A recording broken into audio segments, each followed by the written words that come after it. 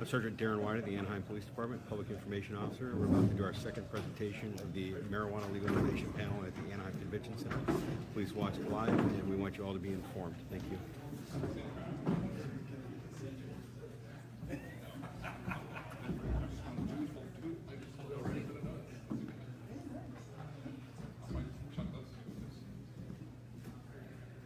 All right, I think we're going to get started here. A lot of people still making their way from the parking lot. I understand we have a lot of traffic on Harbor in front of Disneyland, so hopefully people will continue to trip them. Yeah, Disneyland has a lot of traffic on Harbor Boulevard. Well, good afternoon, or actually good evening, everyone. My name is Raul. I'm the Chief of Police here for the Anaheim Police Department. I'd like to welcome everyone here to the Anaheim Convention Center, and I sincerely appreciate your attendance. On Tuesday, November 8th, voters will go to the polls throughout California to elect a new president, U.S. Senator, state representatives, and local lawmakers. They will also vote on a number of initiatives and propositions which, if passed, will become law in California. One of these propositions is Proposition 64, which would change the state law allowing for the recreational use of marijuana. Following the passage of Prop 47, which reduced many drug-related offenses from felonies to misdemeanors, raised the felony threshold to $950 for many theft-related offenses, I received numerous questions and comments from community members asking why they weren't informed of the impacts of that proposition prior to its passage. As Chief of Police, it's important and valuable for me as I develop policing strategies that all segments of our community are well versed in changes in laws, especially laws which will have far-reaching impacts in our neighborhoods, schools, businesses, and public spaces. The purpose of today's forum is straightforward: to provide information on the proposed legalization of marijuana. The talented group of individuals here in front of you assembled on this panel will provide unique perspectives and insight, and it's my promise to you today that you will leave here with much informed on the impact, important topic. Before I go any further, I want to share just a few housekeeping items. I ask that you please silence your cell phones. The restrooms are directly out here to your right. And for those perhaps who are not registered, we actually have a registration booth right outside. I'd like to thank the City Clerk's Office actually for providing that service. Now it's my privilege to introduce the moderator for the forum, Chief Ken Forney, the President of the California Police Chiefs Association. How you think that? Yeah. I've been doing it for a while here on Chief Forney. Police Chief Forney began his career with the Ventura Police Department in 1986. He was promoted to sergeant in 1985, commander in January 2000, to assistant chief in December 2003, and appointed as the chief of police in December 2009. Chief Forney holds a California Post Executive Certificate, has a master's degree in organizational management from Azusa Pacific University, and a bachelor's degree in public relations and journalism from California State University, Long Beach. He is also a graduate of the California Post Command College and the Police Executive Research Forum's Senior Management Institute for Policing. Chief Forney currently serves as the president of the California Police Chiefs Association and an executive fellow of the Police Foundation in Washington, D.C. Please join me in welcoming Chief Forney.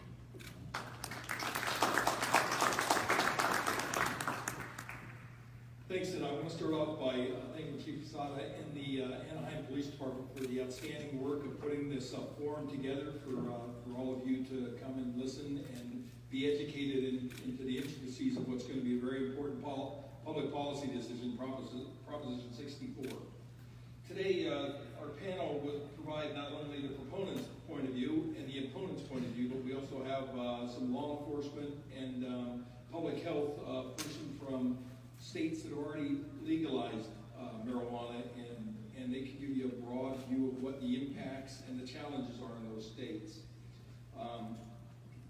The panel discussion will take place. Each panelist is going to come up and give a talk, and at the end we'll give an opportunity for questions from the attendees here, the public out in the audience. So to begin with, I want to introduce our first panelist is Mr. Nate Bradley. Nate is the Executive Director and co-founder of the California Cannabis Industry Association. He is responsible for public policy advocacy and political strategy at the state and local level.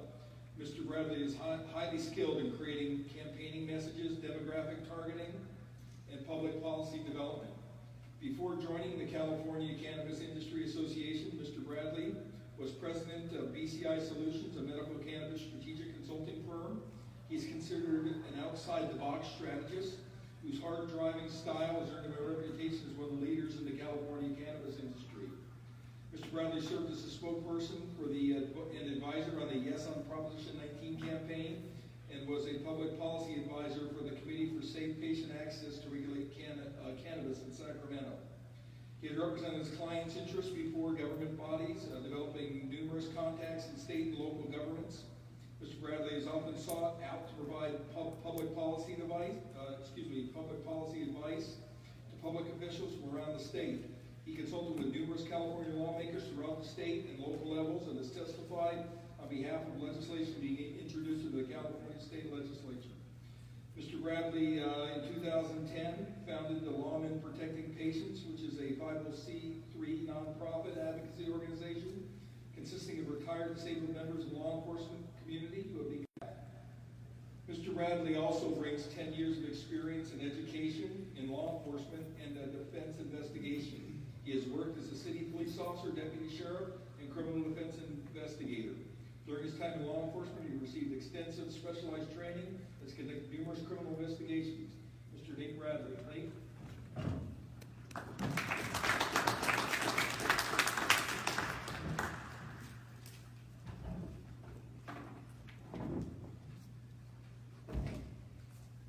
How are we doing this evening? Thank you all for making it out here. We've been here all day. You're in for a night of fun. First, let me just take a minute. I meant to do it earlier, and I forgot to with everything else going on. But I really wanted to take a moment to thank the chief for this. This is a really big thing he's done coming out, taking a proactive approach to look at this issue. When I worked on this 6 years ago, this would have never happened. Just this sort of interaction was not here. And I thank you for this, for sort of leading the charge, and your officers have been phenomenal. So thank you for that. My name is Nate Bradley. I am the Executive Director of the California Cannabis Industry Association. I actually founded it myself by Google searching 3.5 years ago, how do you start a trade association? I built it on that after working with a group of growers in Yuba County in 2011, which that experience let me see the need for regulation, but also the need for good representation, not just from the industry, but from all stakeholders. People will have opinions on this, and if this does, Prop 64 does pass, there's going to be a lot of input needed to hear from your local areas. You're going to hear from a lot of people that will talk about public use, problems with edibles. That can be taken care of, and a lot of it, if people start giving input now, they get involved now in the process, write their letters to the public input sessions to make sure that the public's voice is heard in this. I'm going to address several, as long as my phone doesn't keep going in black. I'm going to address two of what I believe are the biggest benefits. I'm going to keep my comments brief, and then I'll open myself up for questions later. We do have a lot of people here to talk. One of the biggest benefits I find into supporting Prop 64 are what I call the public safety benefits and the economic benefits, with the public safety benefits being key. The reality is that, though, yeah, there isn't a lot of people being arrested for possession of joint. I think one of the most recent stats I saw, said there were maybe 1,800 people in state prison for it, which is still, in my opinion, 1,800 people. But we're not busting at the seams. But the reality is that we still spend a lot of money. The state estimate, 2010, I remember, it was around $350 million a year. The state estimated we spent on enforcing marijuana prohibitions. Right now, the number is closer to about $300 million in the state. And in my years in law enforcement, what I saw was that literally, every dollar we spend sending an officer to cut down a plant is a dollar not being spent to go after child predators, rapists, human traffickers, the things that are actually really affecting us negatively. Our law enforcement agencies have limited budgets, and so if we can focus our money on that, you will start to see a public safety benefit increase from that. The other issue, and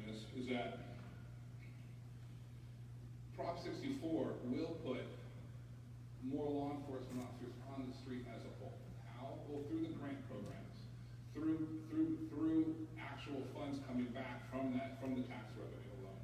That leads us into the tax benefits, the economic benefits, which is sort of hand in hand. Last year, Colorado, it was Colorado's first full year accepting taxes on this. They accepted so much money, they actually had to send money back. They accepted over $100 million. They had to send about a $7 check to every taxpayer in the entire state. Think about that. It's $100 million, not in the hands of criminals, expanding their criminal enterprises. It was able to go into building schools and other issues like that. The main issue is more or less the last one where I was at, which is for us to think about that. Do we want that revenue to go to those? Do we want that revenue to go into their hands, or do we want that revenue to potentially help us to go back on our pockets again? Because that's the reality of this. I know there's going to be lots of problems when it comes to regulating this issue. I've been studying it for about 6 years. There's going to be issues with edibles. We're going to see spikes in use. We're going to see drops in use. You're going to see crime go in certain areas. But it comes down to one basic question. One question. Who do we want to sell this product? Because it's not a question of, is this product going to be sold? We've seen that after 4 years, the drug of drugs, we've got drugs that fills in other drugs. We've gotten, crack. We've gotten methamphetamine thanks to the war on drugs. Do we want this to continue on and allow these unregulated markets to sell cannabis alongside the other drugs they sell? Or do we want to try and work to create a market where that doesn't happen? Where instead of gangbangers selling it, we have people in suits. And they will bring their own problems. Trust me, deal with suits every day. They will bring headaches. They will try and run stupid advertisements towards kids. But that is a lot more manageable, in my opinion, than having a gangbanger who sells it, who will pop you in the face if you knock him out to the cops. And on that, I will finish my arguments and I'll open myself up to questions after.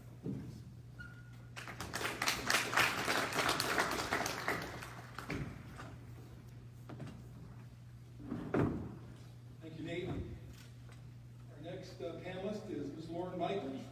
Lorne serves as the Legislative Affairs Manager for the California Police Chiefs Association. In her role, she is charged with determining the association's legislative platform and ensuring successful execution of the association's legislative agenda. She began her work on medical marijuana in 2014 when California Police Chiefs Association co-sponsored Senate Bill 1262 with Senator Correa.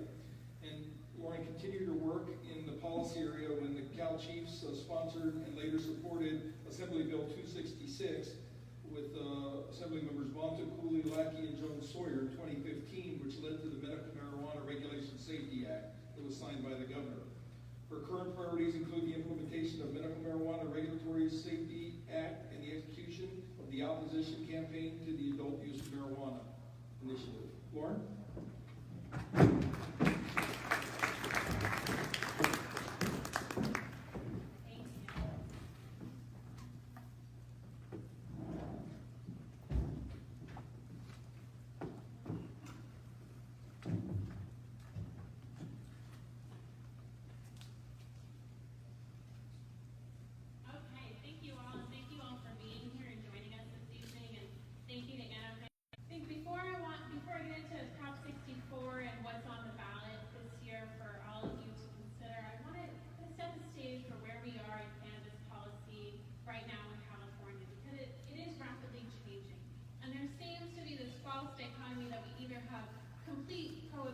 Where marijuana users are going to prison or complete commercialization. And right now, California has found itself a little bit in the middle. And things are changing. They're changing rapidly. Just last week, Governor Jerry Brown signed 2 more medical marijuana bills that further change the industry and the structure that we have in place. So right now, we are living in the era of developing regulations for medical marijuana in California. In 1996, voters passed the Compassionate Use Act. It was very short, but it allowed for medical marijuana in California. It took us about 20 years to create a statewide regulatory structure for medical marijuana. And those efforts really hit a high point last year in 2015 when the governor signed a 3-bill act, the Medical Marijuana Regulation and Safety Act, and it was comprised of AB 266, AB 243, and SB 643. It was a bipartisan effort. Local law enforcement, local government, the industry, and other stakeholders were all involved in crafting this legal structure for medical marijuana. So, why is this important? Right now we're considering a ballot initiative that takes a very different approach to regulating marijuana. And it's those details that create a lot of concern by local government and local law enforcement. Everyone in this room has an idea in their head of what marijuana legalization looks like. And I guarantee it, we all have very different ideas of what that looks like. But that idea, that concept of legalization isn't what we're voting on this year. What we're voting on is a 62-page initiative crafted by consultants and lawyers in Sacramento. So what are those differences and why do they matter? The Medical Cannabis Regulation and Safety Act took the approach that we were going to look at California, the current state of affairs of cannabis, and capture it through a regulatory structure. And what we saw was we had a lot of cultivation sites, especially in Northern California, in the tens of thousands. And most of them were horizontally integrated, meaning that you may be a cultivator or you are a dispenser, but you focused on one component of the industry. We had very few seed-to-sale businesses or vertically integrated businesses. So we sought out to capture those horizontally developed businesses by having caps on total statewide cultivation at 4 acres, meaning one licensee couldn't grow more than 4 acres, to bring that smaller market into compliance. We had limits on cross-licensorship to prevent that vertical integration or big marijuana again, and we had absolute local control, which is founded on current case law, meaning that if locals did not want medical marijuana in their jurisdictions, they had that right, and if they did, they had that right as well. And we've seen over the past year, cities take very different approaches to regulating medical marijuana within their jurisdictions. Now we have the Prop 64 approach, and it is very different. Prop 64 is much more about where the industry wants to go in California, which is a big vertically integrated, a big business model. There are no caps on the number of licenses you can have or how much you can grow statewide. The only firewall there is within testing.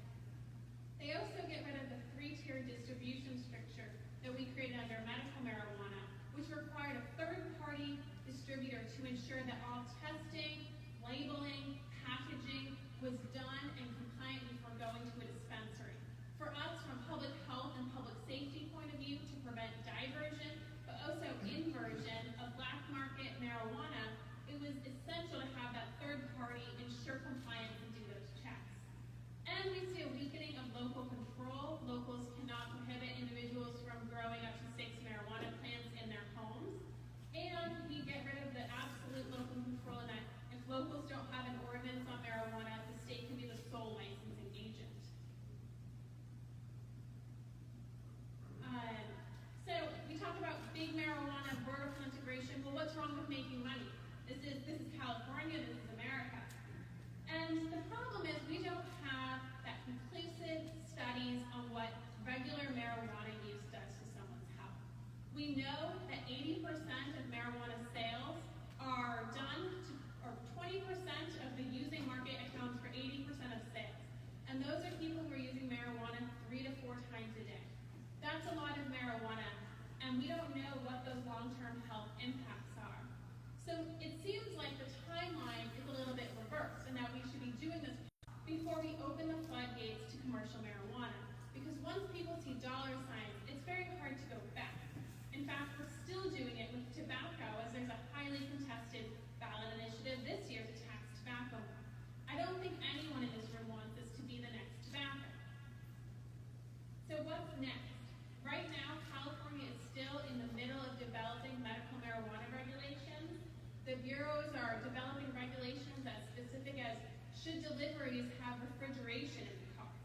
And those regulations won't be completed until January 1st, 2018. So we're still working out those issues with medical marijuana. The state has to begin accepting applications for medical marijuana businesses January 1st, 2018. If this initiative passes, they have to start issuing licenses for recreational marijuana on January 1st, 2018. So this initiative offers a very accelerated timeline for recreational when we're still working out medical.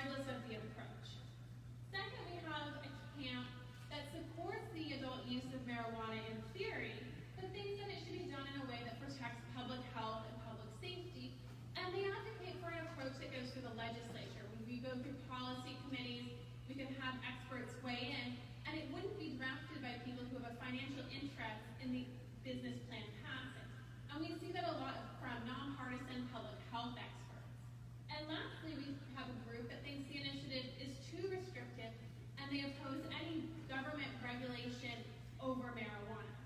So together, we're all in opposition to Prop 64, and with that, I'd be happy to take questions at the end.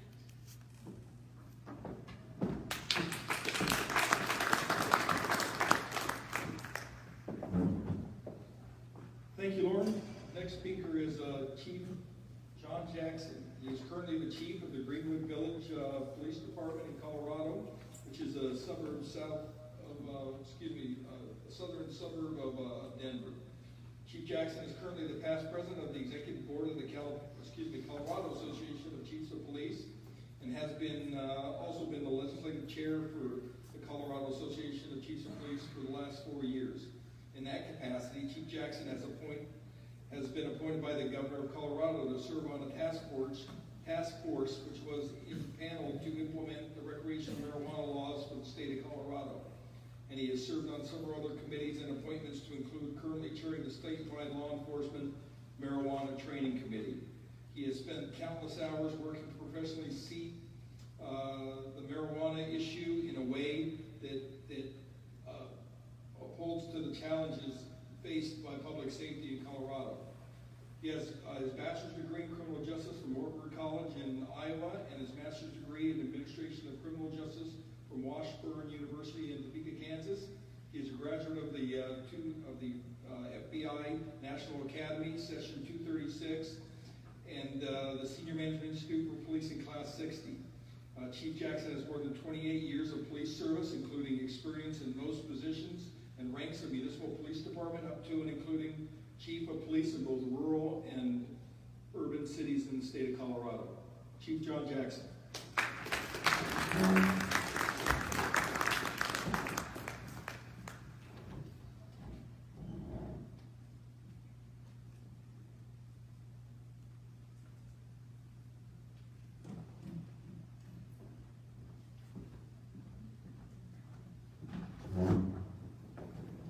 I want to welcome you tonight, and I first want to acknowledge the Anaheim Police Department under the leadership of Chief Quezada.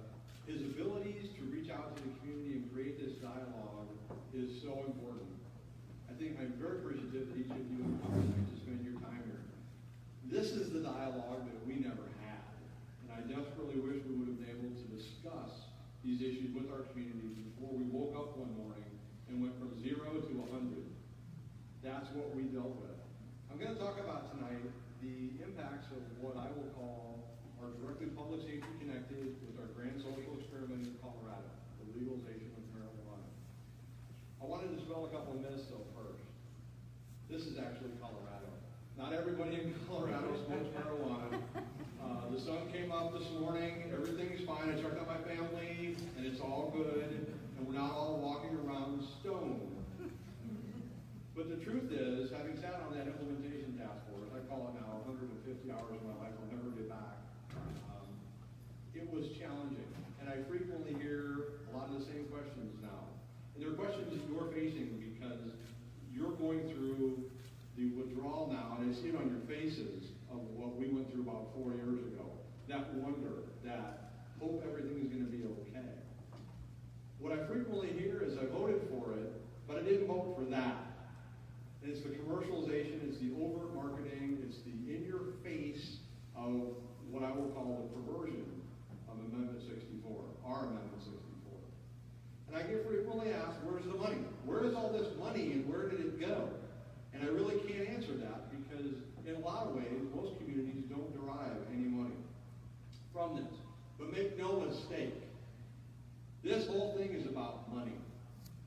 Now the question that was just posed to you, I would counter with, a drug dealer in a suit is still a drug dealer. There are things that you can't control in all this, and I beg you to not become so intoxicated with the money that you lose sight of the social costs. Nobody is doing the math on the other side, on the expenditure side, to figure out what all this costs. Your Proposition 4, 64, says a couple of things in here, and if you haven't read this, you need to, all right? But it says, and I quote, the adult use of a marijuana act will incapacitate the black market.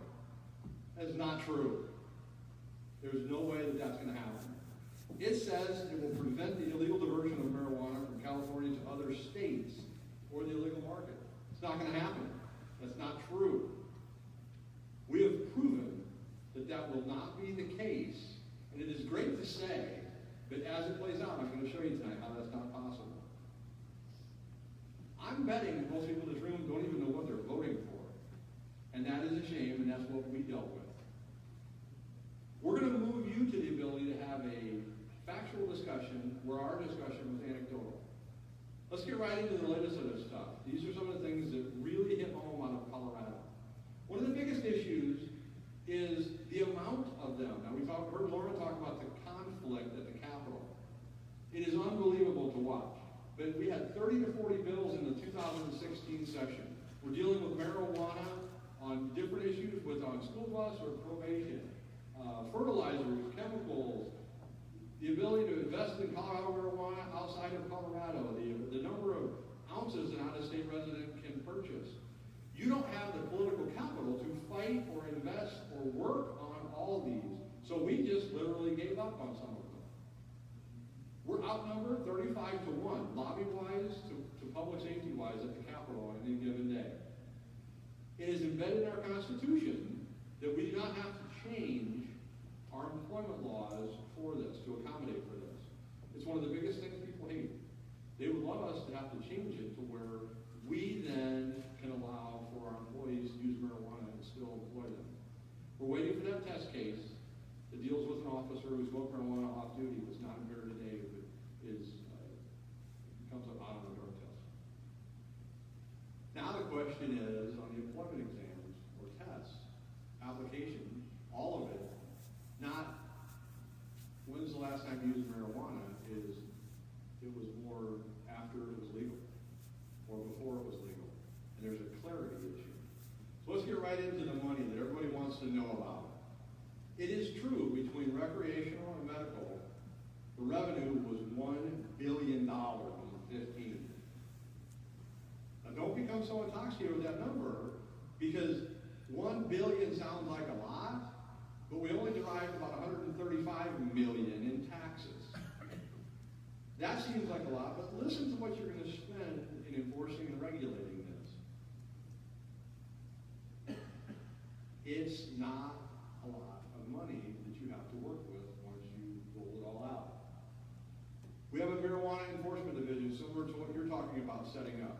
They manage 2,250 of these licenses covering those areas. They work out of 4 offices in Colorado and they have 71 employees. There is no possible way with that amount of FTEs that can properly regulate this market, this product, the diversion capacity of this product. Now they work very closely to the Cole Memo. The Cole Memo speaks to, and we all agree, that we want to prevent distribution to minors. We want to reduce gang involvement in cartels and legal marijuana. We want to prevent diversion. We're not seeing the ability, the concrete ability to do this. What we are seeing is cartels coming to Colorado where we have flipped the drug market and are now exporting some of the best marijuana in the world. We just got to the point where we released, March of 16, our first State of Colorado report. It gathers data points on all of these issues right here. And if I can give you one piece of advice right now, it's start gathering data now. And if you're not, you're behind already. You must have data that you can use, that you can base decisions and answer questions on. Is crime up? You need to know if it's marijuana related. Court filings are down. It's exactly what they wanted. We're not arresting people for possession of marijuana. The truth is we never have been. It's a fallacy, really, that we're imprisoning people for possessions of small amounts of marijuana. That is not the case. Never has been.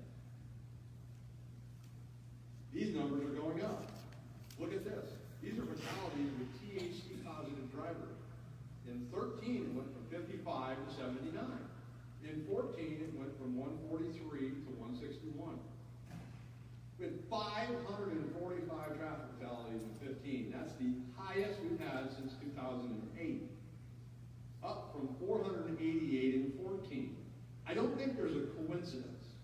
And those are big numbers. 2015, 545 people lost their life on a Colorado roadway. We are double the national average in youth marijuana use. We're blue, that's the red line. 7.2% from 12.6%. You're going to hear all kinds of different things about whether marijuana use is up or down. Colorado is indicating that it's up. Now, there's many significant challenges for law enforcement with this. It's not just a paradigm shift that we have to do something different. The home grows are our biggest problem right now, and they are out of control all across Colorado. The edibles and the potency, we can't manage, and we're struggling to keep people safe with regard to the consumption in the high concentrates that they're consuming. With regard to PC, the odor of marijuana doesn't constitute probable cause anymore. I had a lady tell me at the Capitol one day, can't you just train your police dogs to smell only more than 2 ounces? I thought about it just for a minute, and then there's no, you can't. Why do you have to train them more in DUI and detection? Can't you just let them watch those Cheech and Chong movies? Have you ever seen those? That's not how it works. That's not how the court systems work today. The hazard is indoor growing. These issues cross public safety boundaries with fire. The energy taken, the hazards created, the wires that are hanging, the extraction VHO explosions, that's butane hash oil, are becoming very difficult. Whether you ruin a house with mold or the chemicals in fertilizer, you have to find a way to prevent or to ban home grows, in my opinion. And I understand all the implications of not being able to do that. Probably the most proud was the training. We have trained a lot of officers. Oh, but wait a minute. The laws change all the time, so the training must change, so a lot of what we do is invalidated. It's very difficult to keep 15,000 police officers trained on any one concept in a constantly moving environment. We've trained 95% of our SROs in Marijuana 101. It is critically important that you're going to hear later, we're not talking about plant marijuana anymore. The things you're seeing now do not resemble the marijuana that you saw in high school or college. It is very different. We always talk about impaired driving. Impaired driving is absolutely up. These are the things that we used when we started a pilot program 2 years ago to look at what will be the new standard field sobriety test and the field testing across the Colorado State Patrol with impaired driving. These are the variables that we looked at when we put units out across the state, and we were able to, through this chart, say for 2014 and 2015, 77+% both years of impaired driving arrests involved marijuana. More than 3/4 of the arrests. So I ask you, has it manifested and proliferated through our community? There's no question. These are the common indicators that we're seeing, and we're trying to define the new, what you look like as impaired on marijuana in the field. Whether it's eye tremors or shaking or how that looks, we're trying to gather that data now. Perhaps my favorite, I get a couple of these a week, this is a marijuana recall notice. Kind of like you get if your Ford car goes bad and you need to go in and get a new brake. This is telling you that the chemicals used are hazardous and you need to return your marijuana to the store or the dispensary. Absolutely ridiculous. Because I'm betting that most people don't heed this or even get this, and the chemicals they're ingesting, they're going to live with for the rest of their life. Now let's talk about some of the unintended consequences. Homelessness surged 153% in Denver. The 420 migrant effect brings people to Denver for the festivities on or around April 20th.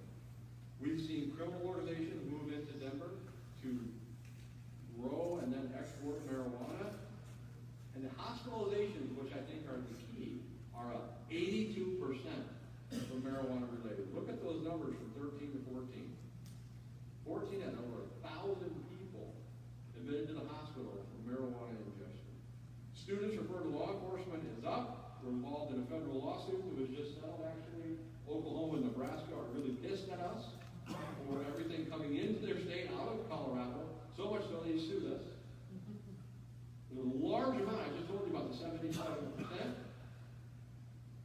these numbers.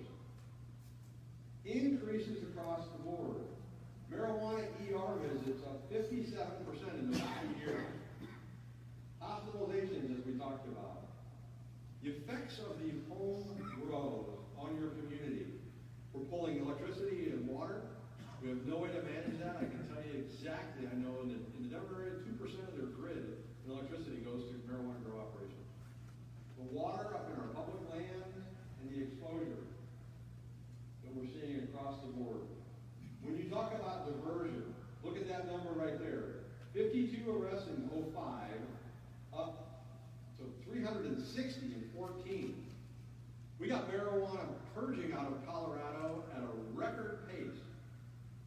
And we have no way to really stop it. So when your proposition says we can control that, I want to know how. I don't think you can. These are the loopholes in Colorado. In our medical side, we can't control what's produced. Very similar to what you grow, how much is produced, and where it can be grown or what. This is where we're seeing our greatest pull right now. I put together my 5 core myths for everybody. These are my core issues. You must gather the data. You must deal with edibles and potency before you release them to the field, because we're seeing huge problems with our then home grows and the edibles from the THC that's being concentrated full. The failure to check the doctor giving out extended plant counts. We just made our first arrest in that and we took away their medical licenses. And complacency on many people's parts. I get asked all the time if you could go back, which is a unique position for you, because that's where you are. I would do these things right here. Act quicker, slow it down. You heard that from Lauren. Counter the spin with the truth while you're here tonight. Reduce those conflicts, because our medical and recreational conflict terribly every day at the Capitol. Place in data collection systems and fund training for law enforcement. And I'll end with this. There's a lot of people who believe that everything's going well in Colorado. Just because you're not hearing about it doesn't mean that it's going well. It's not. Crime, I hear that, is down. I'd love to know where and how. Legalizing it will eliminate the black market. You can't. Treating it like marijuana and alcohol is not the same. You can control diversion, you cannot. Impaired driving will not go up. It will. And we heard the same exact arguments as you're hearing here tonight about what and why. I'll be happy to answer any questions at the end, or there's my contact information. Thank you very, very much.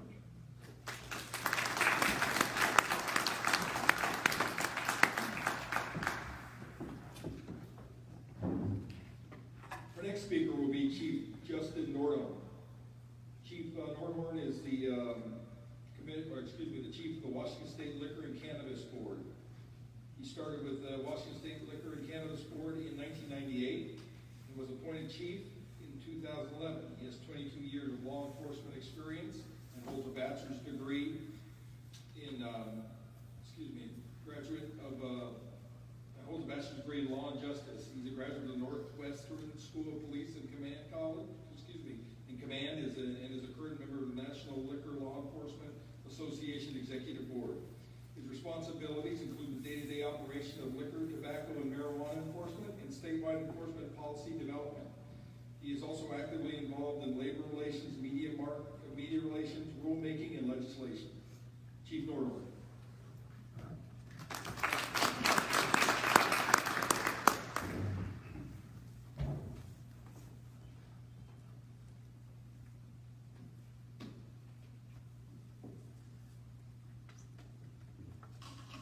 Good evening, everyone. Again, I'd like to thank the Chief for putting this on. This is really important to have the community involvement, police involvement in this particular topic. And I echo my colleague from Colorado in saying we didn't have this type of interaction at the start. We had it after the initiative was passed. And it really left a lot of people with a little bit of a sour taste in their mouth about why didn't we talk about certain aspects of this? What are the roles and responsibilities of local law enforcement versus the state? Those types of topics, and then a lot of citizens didn't know what the full ramifications are, and there's a lot of myths behind that. So it's really important to have those conversations up front about this type of dynamic. In Washington State, we legalized in 2012, and we actually had a little bit different timeline than Colorado. The initiatives were both passed roughly at the same time, but they had a very rapid deployment. We had to create rules within the first year, and so we took our time a little bit more and tried to be a little bit systematic about having a tightly controlled and regulated market. So a lot of our rules, which are administrative code, came from our organization as we develop these things. And so when we set the stage, what we look at is the Cole memo, which we've heard a little bit about, but it talks a lot about diversion, youth access, and those types of things, that we want to make sure that we're creating rules and laws that adhere to those particular areas. One of the big challenges that we have is there's so many competing interests between local governments, local law enforcement, the state, stakeholders, and citizen groups on what their perception is about marijuana, the harms, and the business models that are out there. For example, on the federal level, we still have the Schedule I issue with the federal government. However, we're legalizing it for recreational sales in the state. We've legalized recreational sales in 2012, and now we've consolidated our medical marketplace into the recreational marketplace just this last year. We also have local policies that have conflicts with the state level, and so you're developing local ordinances and jurisdiction having some consistency going across the state is certainly helpful when you're doing the enforcement of these provisions, so it's not different in every community, because how do you expect your citizens to understand what those particular provisions are when they go from one jurisdiction to the next? We have authority issues around, for my officers, who are commissioned law enforcement officers in the areas of alcohol, tobacco, and the Uniform Controlled Substances Act. However, we don't have the general penal codes, so when we get into the financial crimes with marijuana, the primary regulatory and enforcement body for this particular piece of work lacks the legal authority to get into some of the areas of financial crimes like money laundering and those types of things. And so it's really a challenge when we're looking for building those partnerships. So it's really important to partner with your local communities, but if you don't have that conversation up front and people don't understand the roles and responsibilities, you're not going to be able to move forward. Resource allocations, I'm going to talk about here in a moment. Investigations are very, very time consuming. We do a lot of hidden ownership investigations for those businesses that start to fail. People want to infuse money, keep their livelihoods afloat. They've invested a tremendous amount of money into this business with the retirement. And so how are they going to keep it afloat? Are they bringing in criminal organizations? Are they bringing in other people who may not qualify for a license? How is that type of dynamic set up? And then, of course, the public perceptions of harm. The perception of harm for marijuana for our minors actually was reduced, meaning that kids didn't think it was as harmful because, hey, you just legalized it. And there wasn't any education up front to talk about what the impacts of marijuana would be. We also have a lot of pesticide issues, how harmful pesticides are. And yet in our state, we've had medical marijuana that's been completely unregulated for 18 years, and nobody was ever concerned about pesticides. But now that it's legal, everybody seems to be very concerned about pesticides and what the product is coming out. And so you're going to have a lot of different perceptions and impacts as this moves forward with legalization. We also have a lot of risk around the criminal side when you're talking about cash-based businesses, whether it's money laundering or those types of financial crimes. Banking is really a big issue because there's no legal way nationally to bank, and so we have a lot of credit unions that are stepping up, opening accounts for folks. But where do you get your loans? Where do you establish your financials to open up your businesses? And right now, the federal government has been working on trying to resolve some of the banking issues. But we're the primary tax collecting entity in the state of Washington for the marijuana excise taxes. And so for a period of time, we're collecting 25 to 30% of our taxes in cash in our building. And then now we're down to about 9%. But when we're collecting about $25 million a month in excise tax, 9% of that is pretty significant.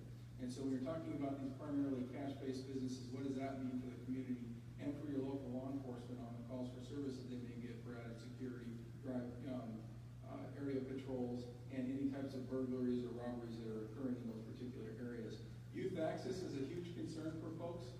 We're seeing, especially with the vaping going on around the U.S., we see a lot of kids outside of your high schools vaping tobacco vapor type of products. You can't tell that between that and marijuana. And so what does that mean for youth access? We can't tell outside of our schools how much consumption is going on. The impaired driving, Colorado touched on that. We're seeing the same thing. We're seeing an increase in impaired driving, and we're also seeing an increase in fatalities. And there's some correlation between the legalization dates and the increase of those impaired driving. We're also seeing the economy rebound, so are people driving out the bars more often?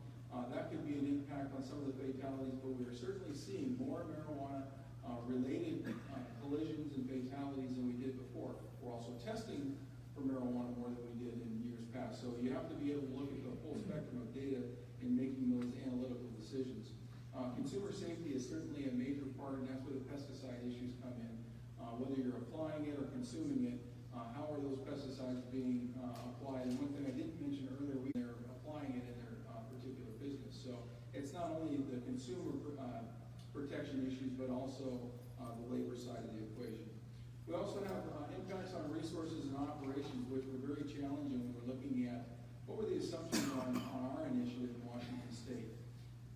It came out that we were going to have big growers, that were going to have some production and processing. So we were expecting about 100 processors and 100 producers for our Office of Financial Management, with about 350 retailers, which is what we were doing to serve alcohol across the state for our spirit retail stores, where we were a control state prior to privatization. And so 350 stores could supply to all the restaurants and grocery stores, all the restaurants and consumers across the state. So we felt 350 stores were appropriate for marijuana.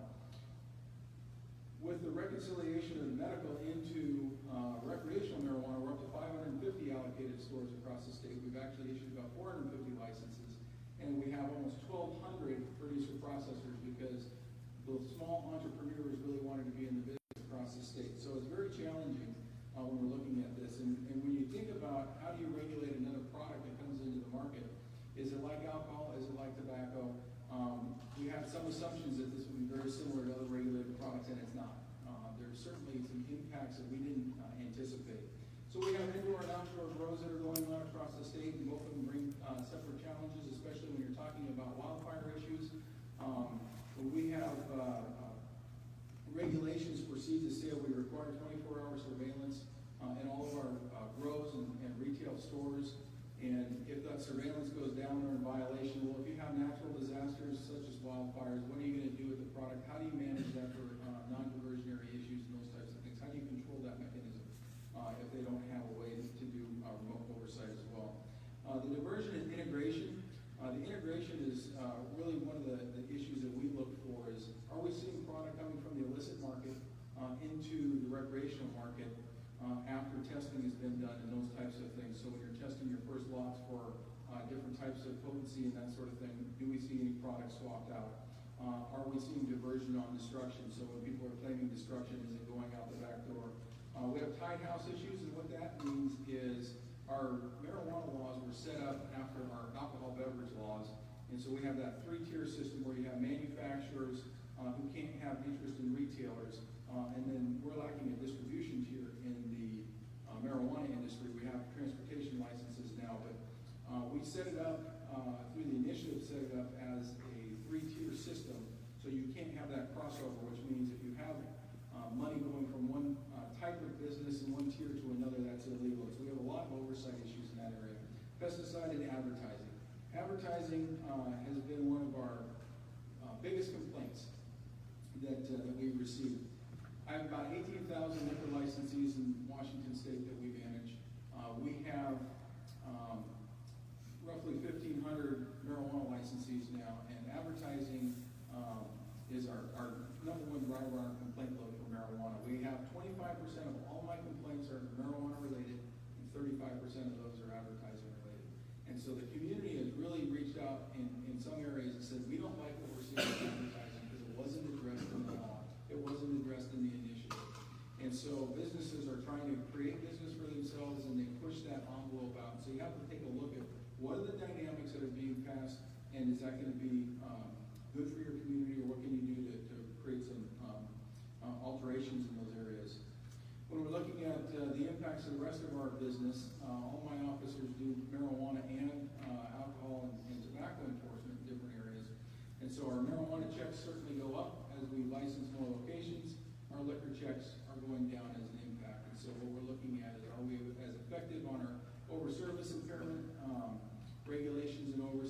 bars as we could be? The answer is no. We're also seeing a massive decline in our undercover operations because of the work being pulled out to be allocated to these other areas.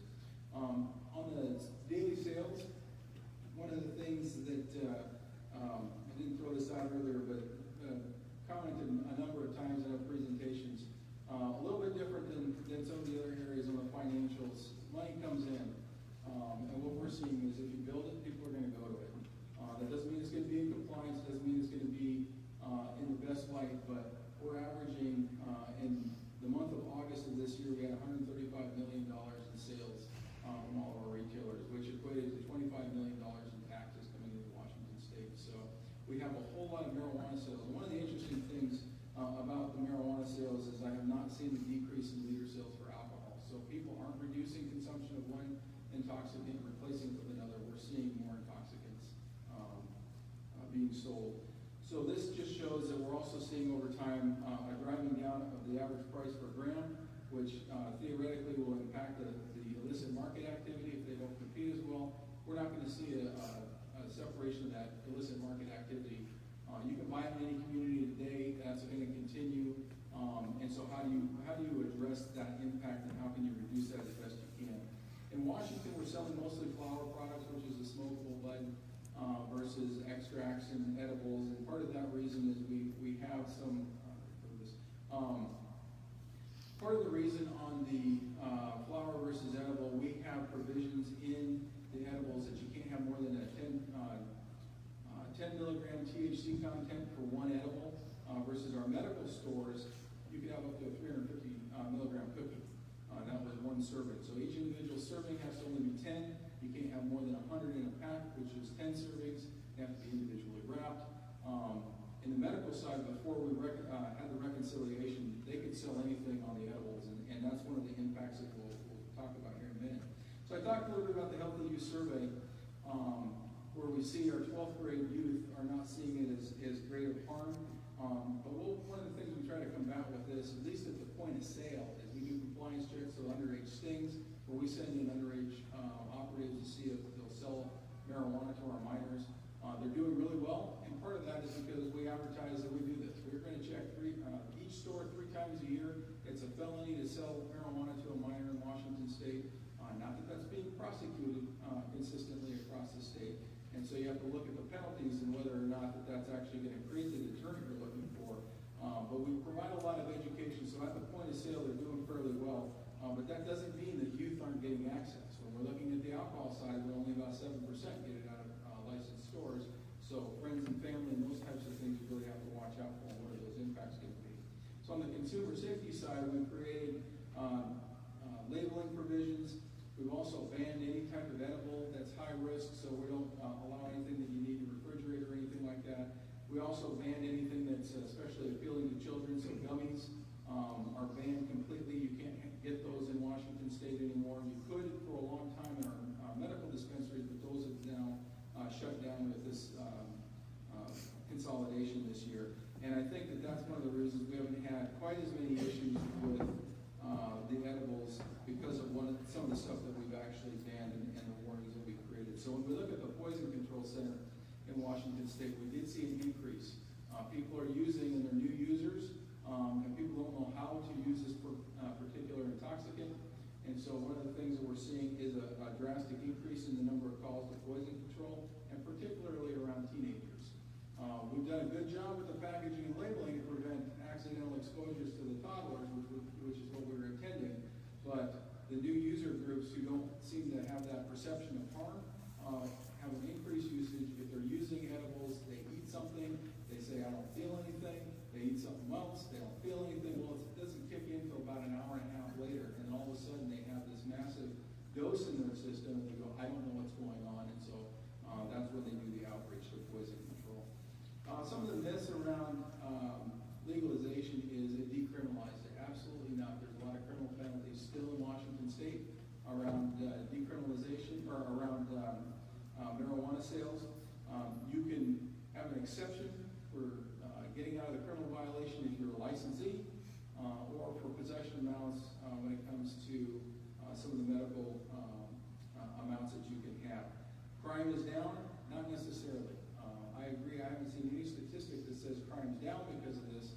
And as a matter of fact, we do see some news reports. A couple months ago, we had a couple teenagers get into a shooting in the Seattle area over a marijuana sale. So it's not necessarily going to resolve all of those issues when legalization happens. We have the competing marketplaces still. We still have an illicit market. We still have a recreational market that compete against each other. And as far as citizens, we don't allow any type of home grows in Washington State other than for medical. But even with that, if you don't have strong ordinances around code compliance, you're going to have issues such as odor and visibility of marijuana. What does that mean for your communities when you have very large type of grows? In our state, with a collective garden, if you're a four-patient collective, you can have up to 15 plants of patients, so that's 60 plants. You have to grow it at your home. You can grow it in your backyard, but you have to grow it in your home, which means that there's a lot of odor issues, and as a neighbor, you didn't expect that when you bought your house there, and so we have a lot of civil issues coming up. Impaired driving will not go up as a myth. We've seen impaired driving go up. We've seen positive testing for marijuana increase. We've seen fatalities increase associated with marijuana, and so I think that that's a real issue. And then officers will focus on other crimes, and that's not necessarily the case because there's a lot of citizens that want to complain about this particular issue. And so whether you want to or not want to enforce this, you still have to respond to those citizen concerns of your communities because that's our job in the service industry that we have. So this is still going to happen out there. You're still going to have robberies going on. We have a 24-hour security requirement, and so when we do have robberies, it's easier to tell who's doing what in the store, and so we have a lot of folks now covering themselves up quite a bit. But when you're going into these stores, even if you're just trying to look at, hey, what does this store look like? If I can encourage folks that are not in law enforcement, that haven't gone into these places, don't park in front of a store, park to the side. Before you go in, look, because this is a highly cash-based business, and you don't want to walk into something that looks like this. And that's a real matter of public safety that's going to continue the more stores you have. Now, we do have regulated stores in Washington State, and for some things are going well, but this isn't a silver bullet on getting rid of marijuana problems across the board. So engage and have good knowledge on what you're going into. Engage with your local law enforcement communities to create good ordinances to have that tightly controlled, regulated marketplace, and you're going to be doing that much better. So I'll be happy to answer any questions at the end.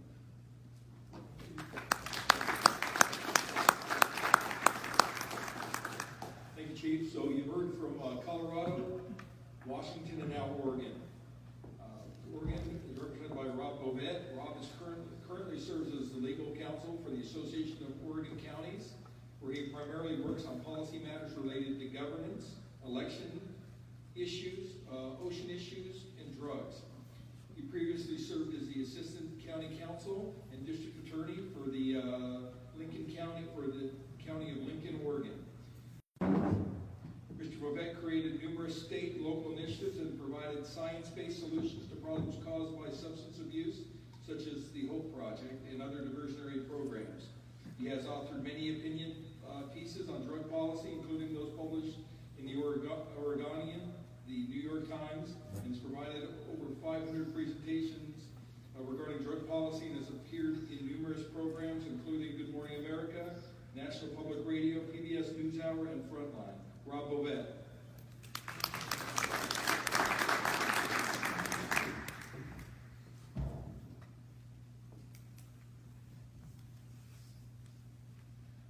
Well, good evening.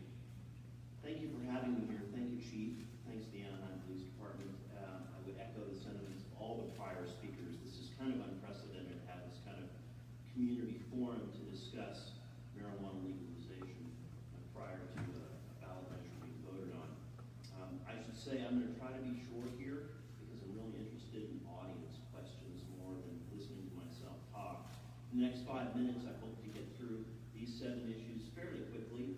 These are kind of the highlights that I would bring to your attention from the state just to the north. First off, I need to let you know I'm not here to urge you to vote for or against Measure 64. My client is decidedly neutral on the legalization of marijuana. It is my job to defend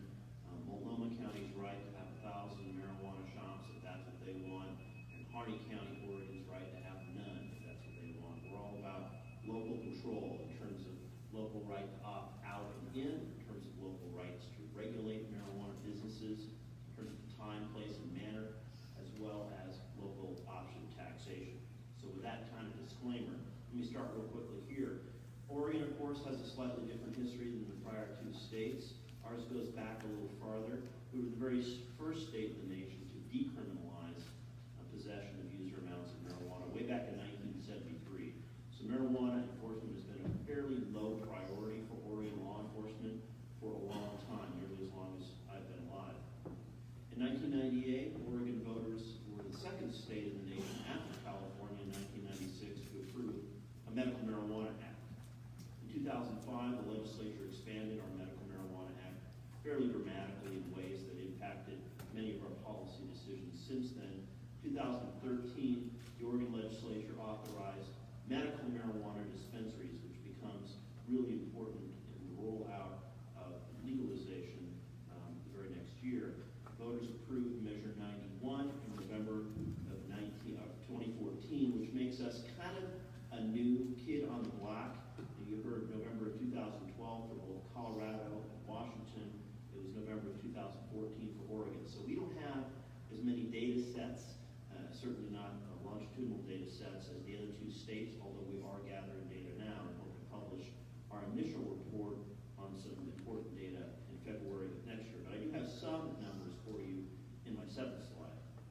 In 2015, as with many measures in Oregon, and I'm not sure if it works this way here, but a lot of ballot measures in Oregon are basically written to acquire a ballot title that polls well. So many folks file a series of initiatives, look at the titles that are crafted for them by the Attorney General, poll them, and really run with the one that polls the best.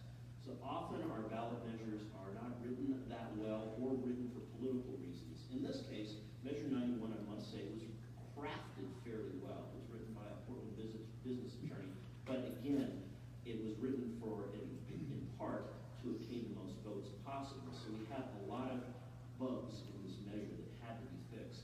We went about fixing those in 2015 in the legislative session, and a whole lot more in the 2016 legislative session. One of the bills I helped craft was the early start provision, and basically the way this worked was, effective July 1st, 2015, our measure went into effect, but there was no way for people to legally obtain marijuana, at least recreational marijuana. So what we did with our early start bill is effective October 1st of 2015 is we allowed anyone over 21 in Oregon to purchase recreational marijuana through the existing medical marijuana dispensaries, essentially early start of retail sales. In 2017, I'm already working on 4 bills now. I was thinking 3, it was 4 bills to make further refinements and tune-ups. This is a work in progress in Oregon. The dust has not settled. So here's my summary of Measure 91 in 60 seconds or less. And I give you this caveat. In doing so, of course, I'm going to skip over a gazillion details. The 60-second version is this. Measure 91 has 2 pieces. The first I call the personal allowance provisions. Oregon, over 21, could possess in their household these quantities of marijuana and marijuana products decriminalized under state law. It wasn't total decriminalization, it was decriminalization up to these amounts per household. And then outside their household, Oregonians 21 and older can have up to an ounce of usable marijuana, essentially in the trunk of the car, for example. Oregonians can also share marijuana and marijuana products that they make at home up to these amounts for no consideration. So they can't sell it to their friends, but they can share and give it to their friends. Like the other 2 states, no consumption is allowed in public, and you can't have your marijuana growing or marijuana products visible from a public place. So that's my 60-second summary of what Measure 91 did. Actually, that's the first part. That's Part A. Part B, and this really is, I think, true probably for all 3 states. So you have your personal allowance provisions that don't require any state agency to do anything. It's just decriminalization. The second big piece is retail regulation and taxation. This involves an alphabet soup of state agencies in Oregon. I won't bore you with any of the details. This is about business licensing and regulation of both medical marijuana businesses and retail marijuana businesses. And we also have taxation. We have the lowest tax rate on marijuana of any of the states. Right now, in the early start provisions, it's just a 25% flat tax. When the Oregon Liquor Control Commission retail shops, which can also sell medical, because we merge, Later this year, that would drop to 17% with a potential 3% local option tax to make the composite rate 20%. And medical card holders, so medical marijuana card holders under the Oregon Medical Marijuana Act are exempt from all this taxation. All right, so that's Measure 91 in a quick nutshell. The primary challenges that we faced in our legislature in 2015, 2016 are these. First, leakage from the Oregon Medical Marijuana Act. When I talk a little bit more about Southern Oregon, I'll talk a bit more about this. But basically, in Oregon, our Oregon State University has estimated that Oregon produces between 4 and 5 times the amount of marijuana we can consume, because we are a major marijuana exporting state. And so we have a lot of leakage out of our medical marijuana system. Local control was the #1 hot topic of our legislature. It caused our Joint Marijuana Committee to get a divorce in the middle of 2015. And in the last month of the session, an industry lawyer and I gathered up our forces. We sat down at a table and we worked out a deal, and we basically rewrote most of Oregon's marijuana laws, working compromises here and there just to make it work. Opt-in and out was a huge issue. It's still a huge issue. I'll show you some maps here in a minute. Time, place, and manner, and land use regulation has always been a hot issue in Oregon. Oregon is one of the pioneers of the land use planning system. State agency challenges. I won't bore you with all the details of this. I go on for hours about the challenges we've had at our Oregon Health Authority and to a lesser degree the Oregon Liquor Control Commission.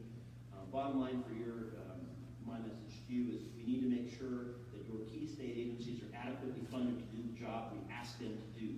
Because in Oregon right now, Oregon Health Authority in particular doesn't have the resources to do the job we ask them to do in terms of licensing and regulating medical marijuana businesses. And OLCC is trying to ramp up, but they don't have the adequate resources, at least not yet, to adequately regulate the retail marijuana industry.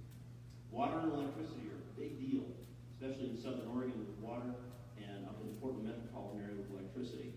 Depending on how you grow and where you grow, you can consume a lot of water and you can consume a lot of electricity, as you've already heard from Colorado. I won't bore you with those details. Youth usage is a major concern of ours. We track youth usage of marijuana fairly closely, as I believe your state does as well. And we're watching that data, and we're going to try to respond to the data if we see continued increases in youth usage, which we are anticipating, but we're hoping to at least suppress through prevention programs. We're number 4. So Colorado is number 1 in the nation for youth usage per capita. Oregon is currently number 4. And so we'd like to drop that down. They're celebrating number 1. Great. I hope to celebrate number 50 at some point. DUI impairment from marijuana, drug driving, we don't keep good data.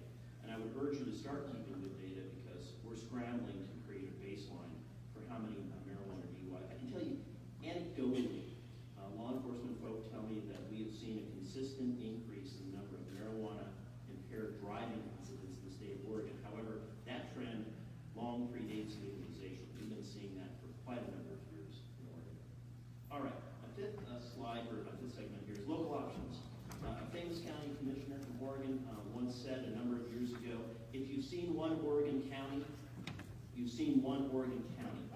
We have massive diversity in Oregon. In Southern Oregon, where this marijuana grower, as you can see him next to his marijuana, it's hard to call that plant's a tree. Arguably, Southern Oregon, 2 particular counties, is the best place in the world to grow cannabis. Very rural communities, banana belt for cannabis growing. And the northern end of our state, Multnomah County, high-density populations. Most of our grows and other processors are more in the industrial zones and indoors. We've got wide diversity. And so a lot of local options are necessary in order that local folks can have their say about what they want in their communities in terms of regulated businesses, both medical and recreational. This just FYI, I think this is, it's certainly not the same map as Colorado, but it tells a similar story. This was how Measure 91 was voted on. So it was quite a spread. It was an 8-point spread, so it passed fairly overwhelmingly. But you can see the western side of the state was in favor, eastern side of the state was opposed, and that's how it divided up. But this is a more important map. The eastern Oregon counties, the ones in red there, voted no on Measure 91, 55% or more. I call them our hell no counties. no, but just barely, and the ones in green voted yes. And of course, our central population, more than half of the population of our state, resides in the Tri-County area, Multnomah, Washington, and Clackamas toward the north end of the state. This becomes important because I had to strike deals with the industry to make various opt-in, opt-out options as well as time, place, and manner regulations, and it's a very clunky deal, but so far it's working in kind of a clunky way, but it is what it is. This is what the map looks like today. So we have the red counties there. I don't know if you can see the red isn't quite working right, but the red counties have opted out and said no medical and no, and I guess I should say before I get into this slide a bit further, statewide, the personal allowance provisions apply statewide. So decriminalization is statewide in terms of those limits. What varies is what marijuana businesses, communities choose to allow or not allow. The ones in red have said no. They're not even going to have a vote. They're the hell no counties. Two of them are dark red. You can't see them, but Grant and Klamath County are super dark red because two of those opt-outs were challenged through a referendum process when the citizens gathered enough signatures to force a vote. Votes were held in May in both Klamath and Grant counties, and the voters said no again. So I call them hell no counties. The yellow counties are holding votes this November, next month, on whether or not to allow recreational medical marijuana businesses. The one county in purple, Lynn County, has already allowed medical marijuana businesses. They're only going to vote on whether to allow recreational businesses.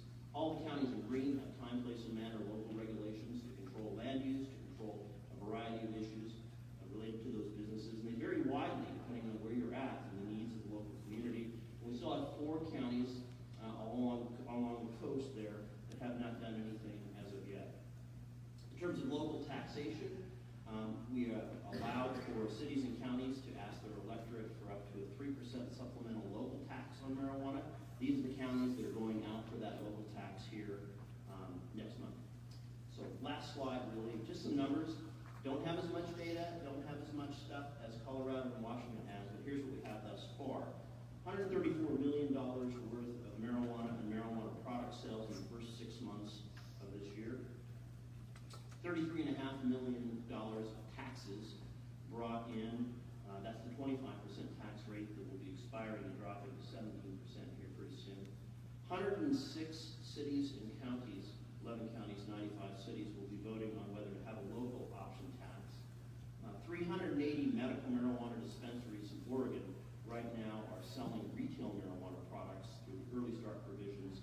148 of those in Portland alone.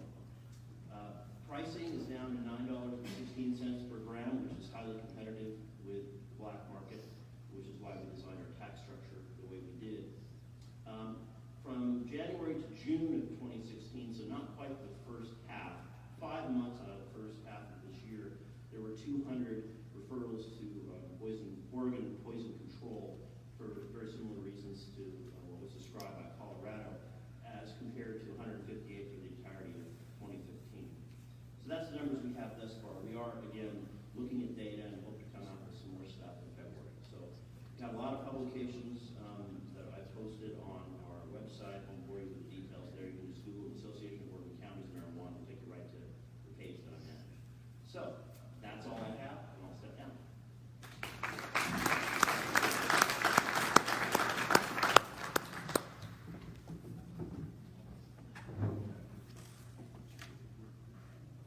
So now we've heard from regulation and enforcement. We're going to hear a little bit on public health in Oregon. Mr. Ben Court.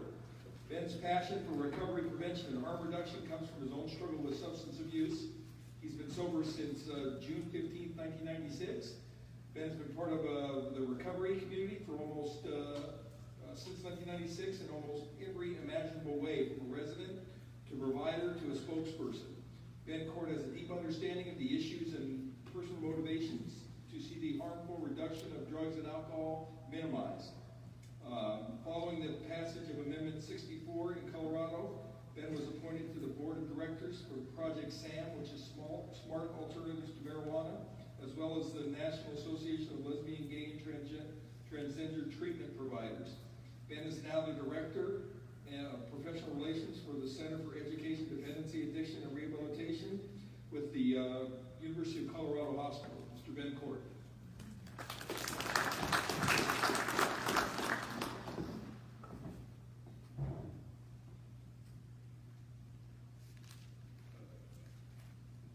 Top right.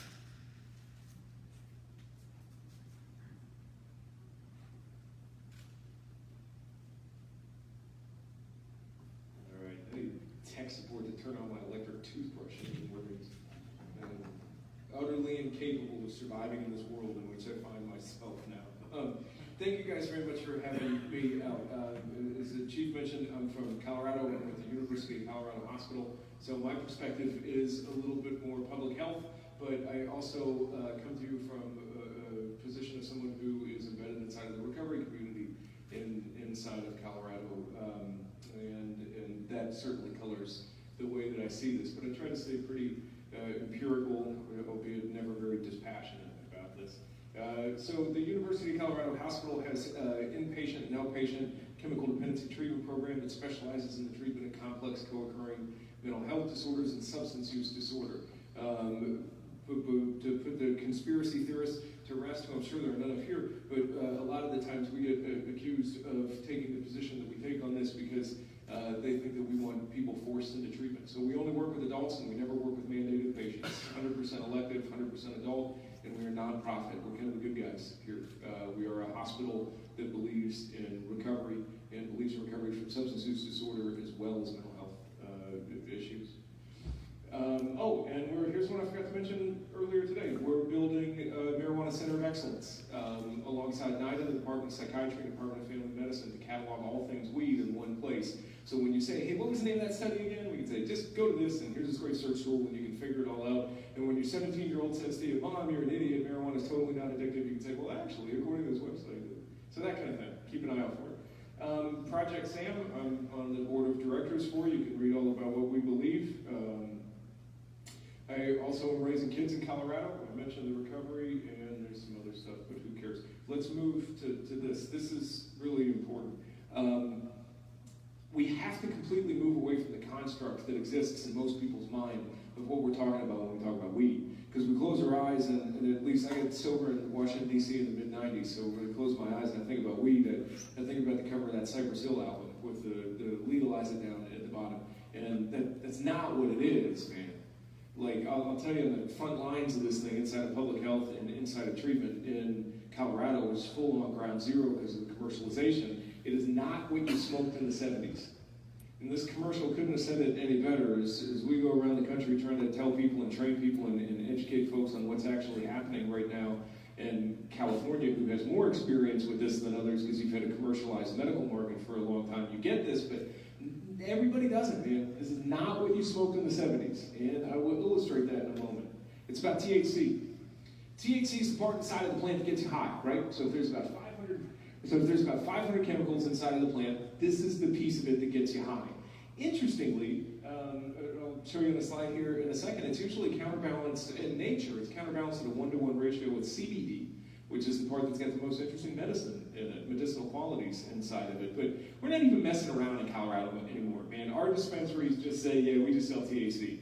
It's in Mother Nature's goodness, whatever. This is, it's about delivering THC into your body in whatever form we can. The same way that, you remember that movie would kind of expose the tobacco folks and the cigarette as a nicotine delivery device? What we are looking for is additional THC delivery devices now in Colorado. And boy, if they get the brain power that exists in California for that, that's why I'm a little bit nervous. A gentleman came up to me this morning after talking to me in Sacramento, and he said, hey man, you're wrong, marijuana is not addictive. And there just is absolutely no argument about this. And I can't, I respect everyone's right to an opinion. There's not an opinion on this. Like, that's a white tablecloth in front of me. We're in Anaheim, California right now.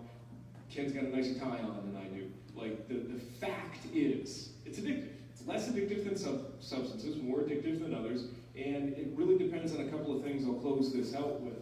Or maybe we'll do it in the questions part.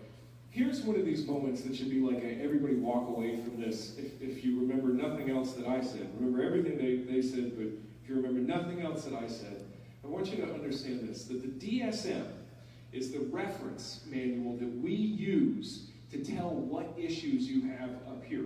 So it's the desk reference that docs use to determine if you have schizophrenia, if you have bipolar, if that bipolar is axis 1, if it's 2, if you have anxiety disorder, etc., etc., etc. We've had 5 versions of the DSM.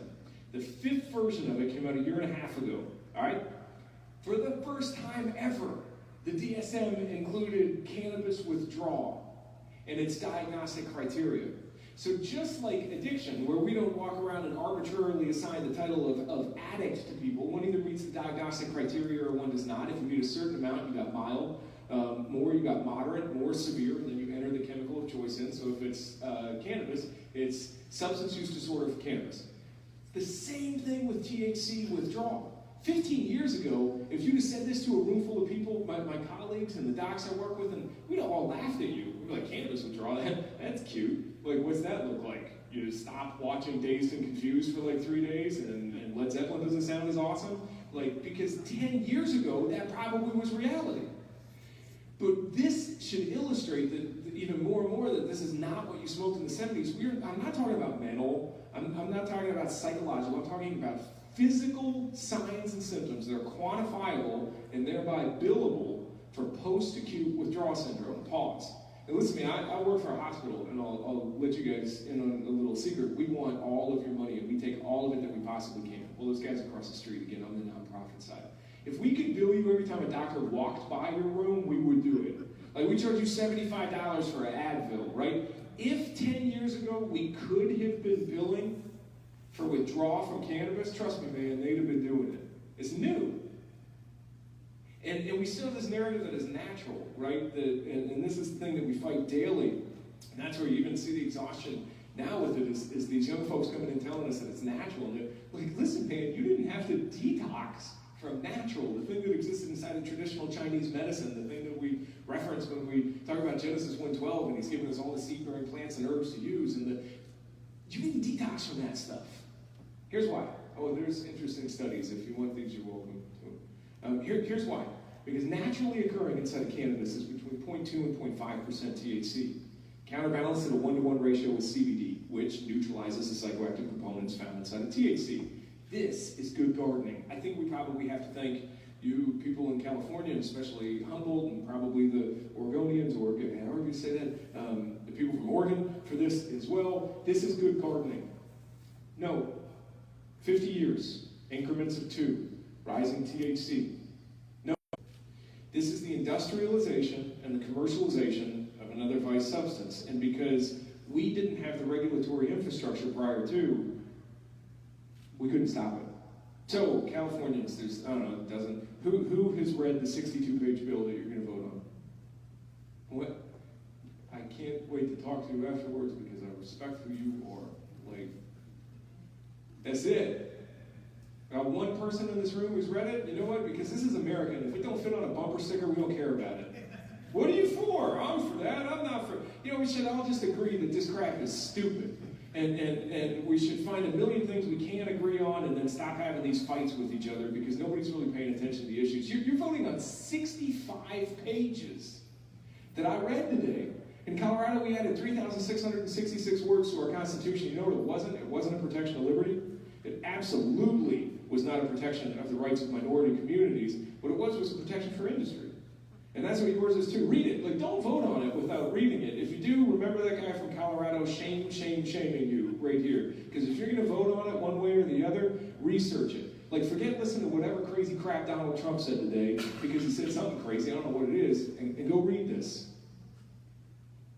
And that's not even taking this into account. You ask somebody under 25 about weed, and this is what comes into their head. Concentrate. Your definition of marijuana inside of the bill that you're going to be voting on next month ties, forever, it ties them. Inside of the definition of marijuana includes resins, salts, derivatives, all concentrates, everything that comes out of extracts. This is, according to the law, that's weed. We're going to sell more of these in Colorado next year than we are the flower. This isn't fringe stuff. This 95, 96% THC isn't fringe stuff. This is what young people are initiating on. And I wrote a book about this, and when I wrote the chapter on concentrates, I called 3 physicians who I work with and really well-respected folks inside the field, and they said, hey, and I said, well, I'm interviewing you for this concentrate section, what do I say here? The best answer I got was from a friend and colleague at Harvard Medical, and she said, here's what you say, Ben. You say, everything that modern science and medicine knows about concentrates, and leave the next page blank. We don't think that this is very good for your brain or body. All indications would be, but give us a minute. And now we're talking about passing a law that ties this as the definition forever. It's because we thought that it was chill out, whatever, smoke a joint. I don't care. If you're over 26 and your frontal lobe is fully developed, I have no interest in what you do. Don't drive, don't let kids see you. But under 26, when that frontal lobe is not fully developed, this is an issue.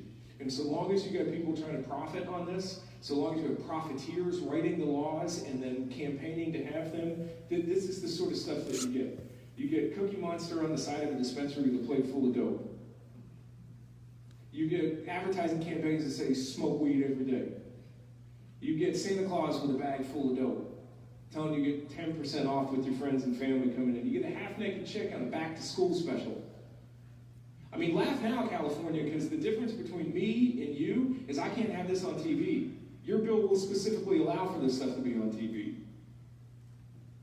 Sign twirlers on the 16th Street Mall where I don't take my kids anymore. This comes in the value pack to my house. Free barbecue with a DJ, spin the wheel for giveaways, free toke. That's Fred Flintstone hitting the dab, yabba dabba doo. Again, TV, not here. I can't have them on TV. That's 20% off with a student ID or a med card. I just want to raise my kids. Stay high, Boulder. I tell my kids, you probably shouldn't get high. It's not a good idea for you. Wait until you're 26 and your frontal lobe's fully developed. And the answer that you're bound to get back at some point is, how come, Dad? Big Rasta teddy bear riding the rocket above the iconic Flatiron says to say hi, Boulder. They can say it about me. And about you. You mentioned the 80-20 rule. The 80-20 rule is actually 16%. 16% of the consumers in Colorado consume 80% of the product. You capture those folks by getting them early. Of course, no one's ever going to sell to a kid who walks into a dispensary, but we'll capture some hearts and minds. So the edibles are interesting. You guys have the same issues that we do in this, in that nobody did it as smartly as Oregon did, and we allow for multiple servings inside of one gummy bear. The best I've ever found, this particular gummy bear has 10 servings per. So it's 100 milligrams of THC inside of one gummy bear. I just found an advertisement for gummy bears with 200 milligrams per gummy bear. So that's 20 legal servings. You guys have the same legal servings we do per gummy bear. Man, look, this is just industry 101. This is just what happens when you let people who want to make money do their thing and you don't regulate them. The law you guys have here, when you read it, you'll see this, specifically requires that the industry have a seat at the table for the regulatory making committees. It specifically mandates that they are at the table for that. Like, you want to invite Budweiser to the campaign that's regulating alcohol? All right, so that's the end of it. Here's what I would like to have you walk away from. The amount of deja vu in here is mind-numbing. I mean, we were 62 too, or we were 64 as well. So I called my wife when we were on break walking over, and I said, honestly, I feel like I stepped back in time 4 years. And it's not theoretical anymore, California. Like, God, like pay attention, because we had to make all this up. And we had to look at it and we had to say, maybe if, and what do you think would happen if? And let's put on our future thinking caps and try and figure out how it might play out. We can tell you now, because we're the canary in the coal mine. And everybody's like, oh, Colorado, they're doing amazing. They're doing so great, we should do it like they are. And meanwhile, we have the highest use rates in the country, including 12 to 17-year-olds, just in the last 4 years, of a substance that's so much stronger than anything that we've ever seen before, that medical science is even like, guys, this isn't good. We're treating more patients in my adult-only elective facility right now for cannabis dependence than we are for opiates. Like, this stuff is crazy, man. You don't fix bad policy with worse policy. You don't say, well, the stupid laws that came about in the 1920s and the things that happened when America was building really, really silly, stupid laws that were fundamental. Save us. There's a million miles between decriminalization and commercialization. You've got to read what this law says. And here's the last thing I will throw out. I haven't thrown any statistics at you at all, which is my goal for these things. I want you to remember that this stuff can be on TV and on the radio, one, and it can't in Colorado, that stuff I showed you. And two, here's my only statistic for you out of this whole thing. We sell this social justice thing. Man, if this doesn't move you a little bit, we sell this social justice thing. In the last 4 years, we tracked this data, which is the report that Chief did this year. In the last 4 years, we don't arrest adults anymore. We never really did. We're the same as you guys. We've been decriminalization. You can walk around with an ounce in your pocket, and nobody cares about it here. This isn't about recreational weed. It's about commercializing weed. It's about building an infrastructure for commercial weed. So, and since we don't arrest adults anymore, all the arrest records that we have are for youth, right? So this is representative of just about everything we can assume. We've had an 8% reduction in arrests of white kids. So thank God my kids aren't going to have it any harder in life. My upper middle class, already privileged, got everything working for them because dad's paying for college when it's time. They're not going to have it any harder. In fact, they're 8% less likely to get arrested for weed than they were before this whole thing started. And don't let the suit fool you. I grew up on public assistance in Washington, D.C. I know what the other side feels like. 8% fewer white kids get arrested. 26% more Hispanic kids get arrested. 26% increase in the arrests of Latinos in Colorado under 18 for weed. 58.6% increase in the last 4 years of the arrests of African American kids under 18. 8% less white kids get arrested. Take your social justice and 8% fewer white kids, 26% more Latino kids, 58% more African American kids get arrested for this. Why? It's because the dispensaries are in. Anybody taking notes? Anybody? The Denver Post broke the story, finally. The article is called Most Dispensaries Located in Poor Minority Neighborhoods. Why? Because that's how we do things in America. If you ain't got no money, we want every little bit of it we possibly can. There's your social justice. So consider more than Colorado, because 4 years ago, man, I read the bill. And I wrote white papers. And I partnered with a bunch of different people, and I said, man, interesting, intense, kind of scary things are going to happen. And people said, whatever, it's all theoretical. It's not theoretical anymore. We can show you what's happened in Colorado. So please, a smart man learns from his mistakes, and a wise man from the mistakes of others. Slow your roll, California.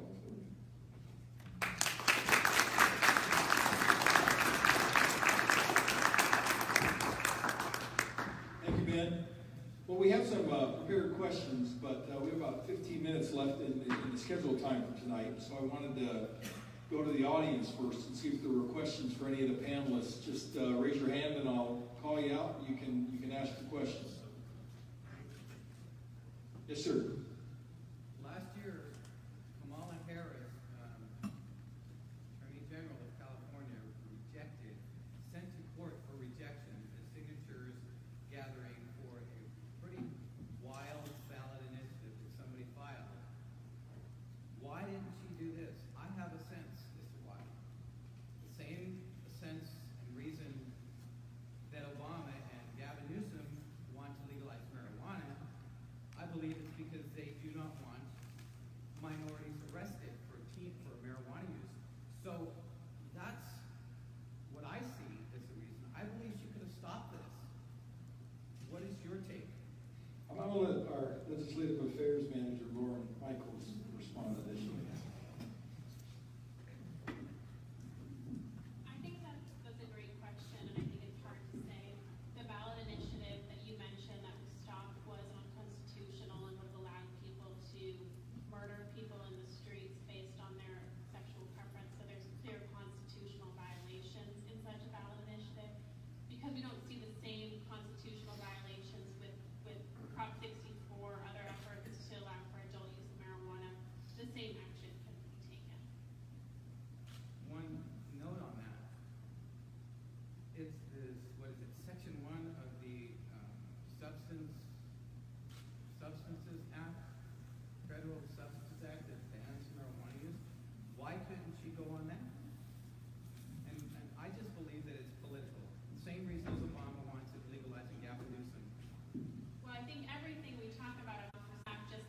year, there was a budget trailer bill that prevented the US DOJ from using money to interfere in states' medical marijuana laws as long as the actions of the individual complied with that state's laws. So, again, I don't know if anyone else wants to add. That's kind of the political answer, or at least a piece of it. I'll just give you the pure legalistic answer.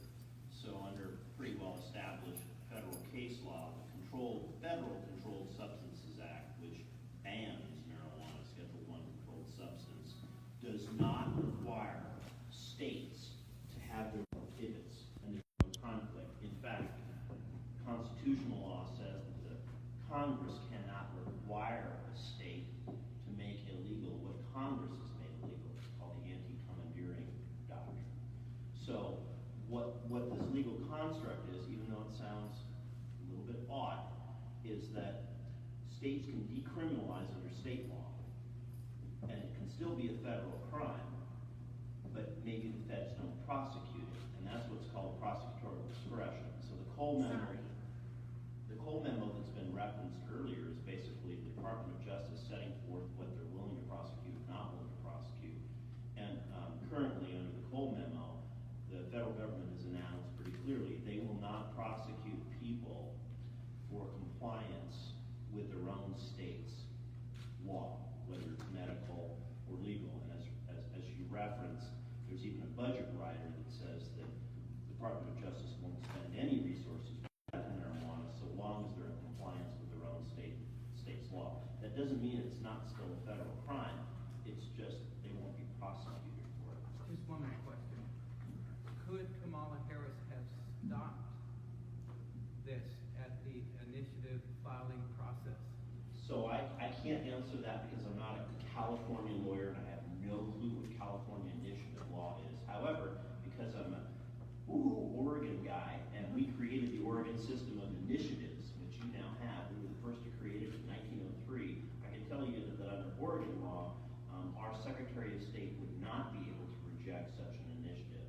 She certainly could consider rejecting initiatives that fail to comply with various constitutional requirements, but there is nothing inconsistent. We could tomorrow in Oregon repeal all of our marijuana laws, have nothing on the books at all, and there's nothing that Congress could do to stop us, and there's no constitutional conflict. Thank you. I know there was another question. Sir, in front of you. Honor for, I'm sure I said that wrong. Thank you for making this all happen. I appreciate that. One of my questions is you've confirmed everything that I figured was going on and happening in Colorado and Washington, whatever. I pretty much surmised that that's how things were going. In California, I fear that this will pass, being the liberal state that this is. I want to know what effect it will have on local jurisdictions. Do they have any rights to do anything no matter what happens, what that state has to say about it? Lorne? That's a great question. There's two answers I want to give you. One, the impact on local regulations, and then to more specifically address your question, what rights locals will have. It's very interesting because we often hear that if we pass Prop 64, law enforcement will be able to use resources to go after other crimes. Yet, when we polled the California police chiefs, 96% of all police chiefs reported that either it will require extra work from their department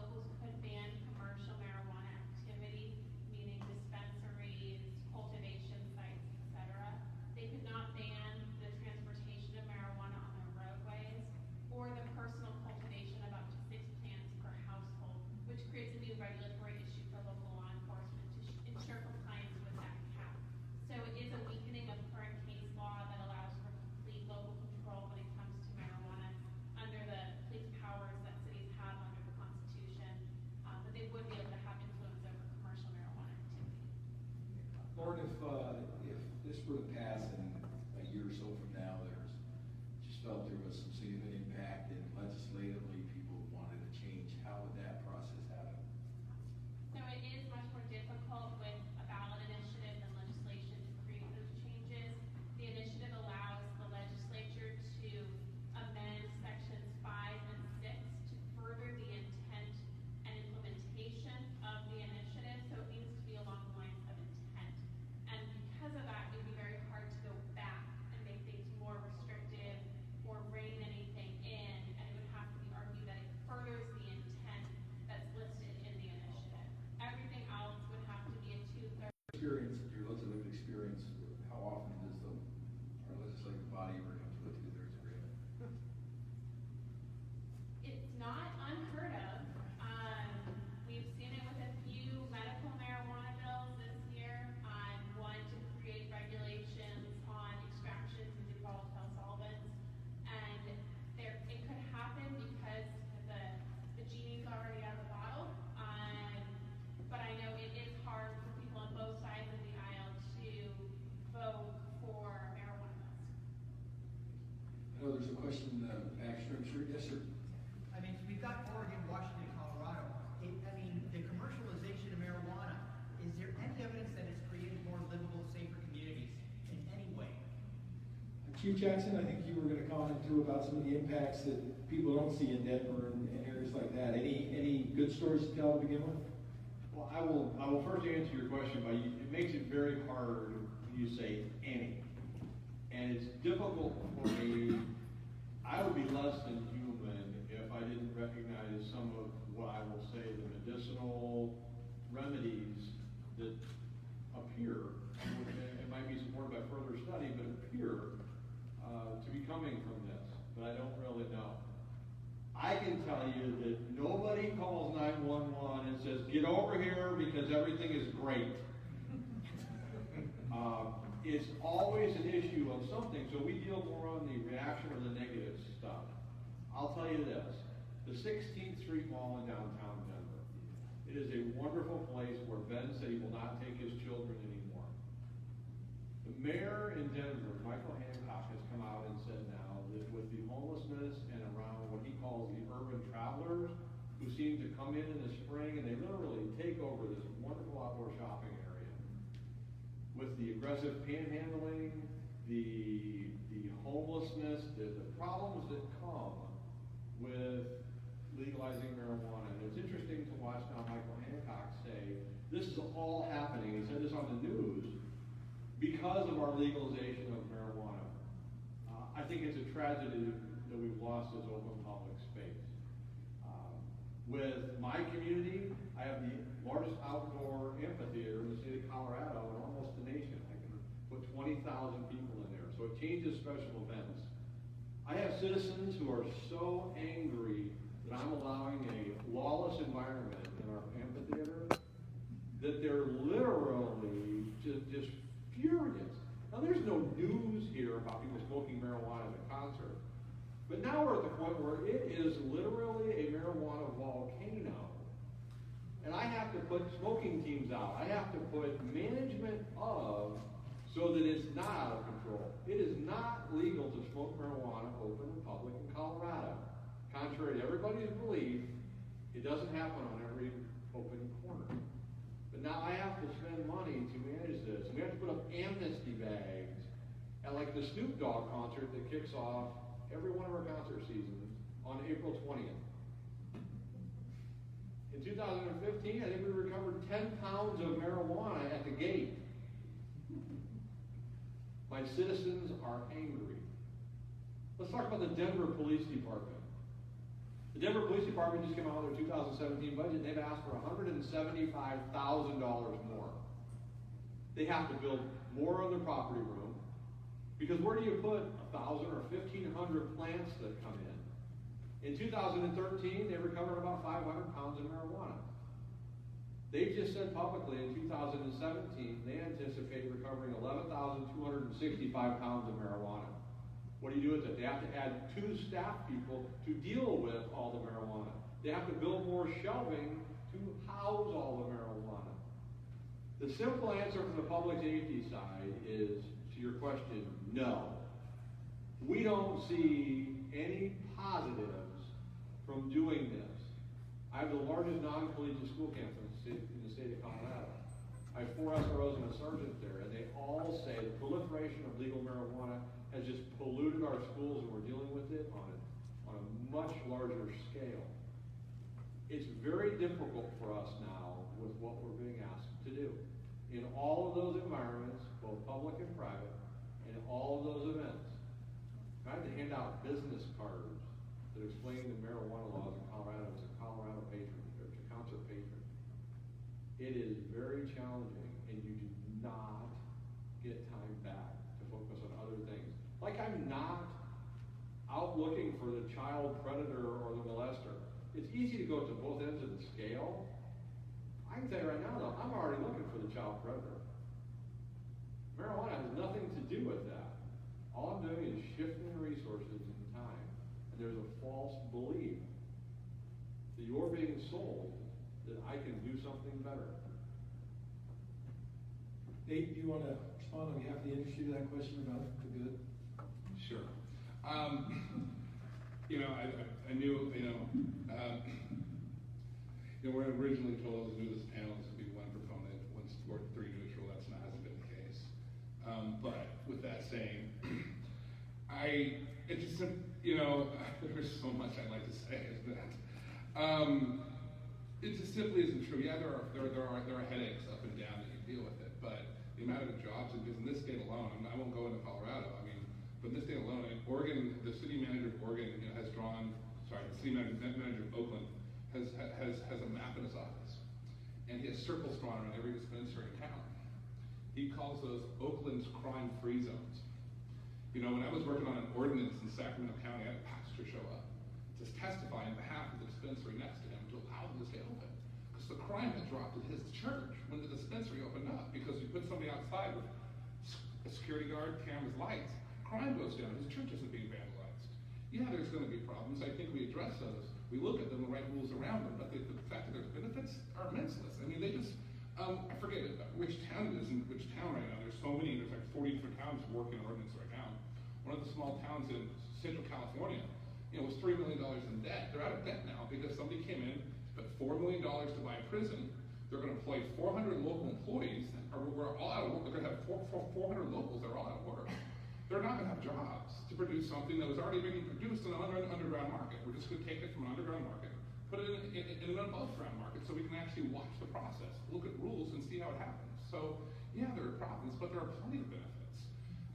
Every dollar that doesn't go to a cartel's hand, that goes into a local government coffer, is a much better dollar spent. So there's going to be ups and downs, but there's still plenty of benefits. My board of directors, you should see their walls of their press releases, the local governments that have named days after them because of all the money they've raised for their local charities. We outraised, this year alone, my industry raised $25,000 for the San Francisco AIDS Walk.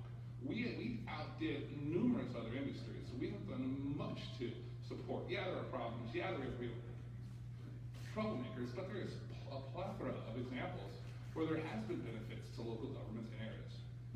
Thank you. Is there one more question? We have time for one more.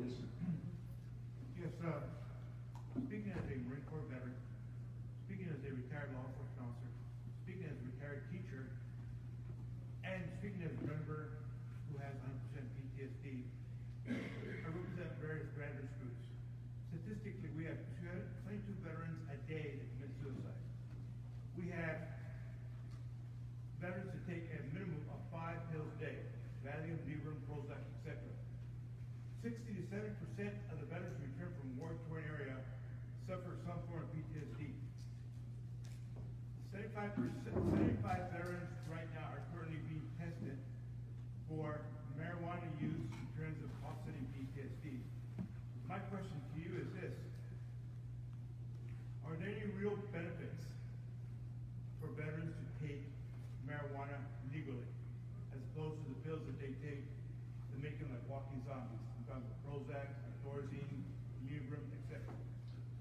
Yeah, I was on 9 prescription pills a day when I was a cop. I had 3 pinched nerves in my back, which gave me extreme sciatica, and I was later diagnosed with complex PTSD. I was on about a rotation of the pills. And by the time I was off, I was on anxiety medication, sleeping pill, antidepressant pill, a blood pressure pill, 2 different types of daily anxiety pills they wanted me to swap out on. And when those didn't work, they put me on an antipsychotic, which made me blink in my left eye for 3 days. And that was the pill that actually made me choose cannabis, right? So screw this, I'm trying something else. There are definitely options there. It's ever since I myself chose to try cannabis instead of prescription pills, I've lost 100 pounds, my kidneys healed up, my liver healed up, started 3 organizations and written 5 pieces of legislation. So it definitely helps you. I mean, when people talk about the concerns over the gateway theory, you know, I have been using this for about 4 years now, and I tell people the day I wake up with a desire to, to snort coke or do crack cocaine, I'll let you guys know. But as of yet, all I've done is wake up every day and been a productive citizen. It comes down to people. The other issue is that it doesn't kill you the same way prescription pills do. So that option is a very viable option for veterans. In fact, there are numerous veteran groups that we work with right now. The one in Coachella Valley that's going to develop the Coachella brand of cannabis is a veteran-run organization. So there's definitely a lot of options out there for veterans and potentially on this item, work as well. So since we're all joining in on the self-disclosure, I have PTSD as well, diagnosed.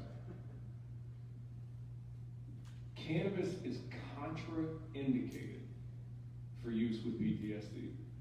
That means medical science tells you that as a rule, it typically makes things worse. Now there are wonderful exceptions, and I am glad you have found an exception for real, because I know how much it sucks. And I would never presume to tell somebody it doesn't work the way you said it does. But I will tell you that modern medical science and the understanding that we have of the brain will tell us that it is contraindicated for almost all mental health disorders, PTSD included. And in Colorado, we just ran it through the legislature, even though the State Board of Health, every doctor inside my organization, we all just, they wrote briefs and said, remember, this is contraindicated. It typically makes things worse for PTSD. The legislature jammed it through because there was a massive lobby effort to make it work, because it's a whole other demographic we can sign up to have a red card. So as a veteran with PTSD, number one, thanks for doing what you did, and I'm sorry that the country hasn't taken care of you on the back end. I get it. And number two, these are decisions that are made with doctors who specialize in this, not with bud tenders. It is contraindicated for use with PTSD. And that's, you can't be any more clear and direct than that. For some people, you can get relief. And if you get relief, God bless you. But the majority of it, and the way we have to look at medicine, is this the best solution, and does it do more good than harm? And what we have determined through studying this and interacting with people's brains who have this particular brain disorder is, no, it does more harm than good. You know, my doctor, who was 38 years, is a psychiatrist specializing in addiction medicine. This was one of his first recommendations for me. So it's kind of give and take. I've got a lot of friends in nursing school right now who've been calling me the past 6 months because of the data in science book going, oh my gosh, it's in my science book here again. It's in my pharmaceutical book here again, how to reduce anxiety. Here's how to help veterans. So it's contraindicated for anxiety as well, Dave. It's not contraindicated. No, THC by itself can cause anxiety, which is why you need a good blending of it. Because CBD and THC work in concert. It's science. Yeah, well, sure, if you have a CBD specific. No, majority of it. And so you got to know what you're getting, and if we just let soldiers rely on the underground market, they're going to get the crappy weed. So we need it. That's why we need regulations, so these veterans can get the best medicine possible. But like my own doctor of 38 years who specializes in addiction medicine says it's one of the best options. I think it's important to point out that we're talking today, the presentation about Proposition 64, which is the legalization, recreational use, commercialization of marijuana. Medical marijuana under the Compassionate Use Act was legislatively passed, or with initiative, it was passed by initiative in 1996, and has been since improved by legislation. So with a doctor recommendation, currently, whether Prop 64 passes or not, the veterans with PTSD will be able to see a physician, get a recommendation, and use medical marijuana in the state of California. So I just want to comment, close out here. The panelists will be here, and as Chief Quezada comes up and gives some closing comments, I want to thank you all for being here. But if you look around, there's some empty seats. And this is a very important public policy issue, and those seats that are empty now can be filled by each of you sharing what you learned tonight with your friends, your family, your work colleagues, to help our state make an informed, wise decision in November. Chief Quezada, thank you.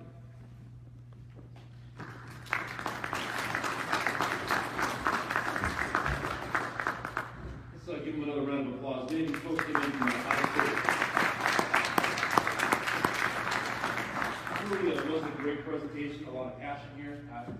We just came from dinner, great conversations, great group of people, a lot of information that was shared today. Hopefully it was very informative. This is something that we heard a panel at one of the chief conference in Ontario earlier this year, and I thought we need to bring this to Anaheim. So I hope you enjoyed the presentation. We did record this live on our Facebook, so you can actually refer to your friends, your neighbors, your relatives, and go back to Anaheim PD Facebook and replay the entire event. So thank you very much for coming by. It's our goal here in Anaheim to continue to share information, as I mentioned in my opening comments. I heard a lot from the community about Prop 47. Why didn't we know about this? Where are the safe streets and everything else? We want to know what's something that's going to impact our community, and that's why we're here tonight. So thank you very much, and enjoy your evening.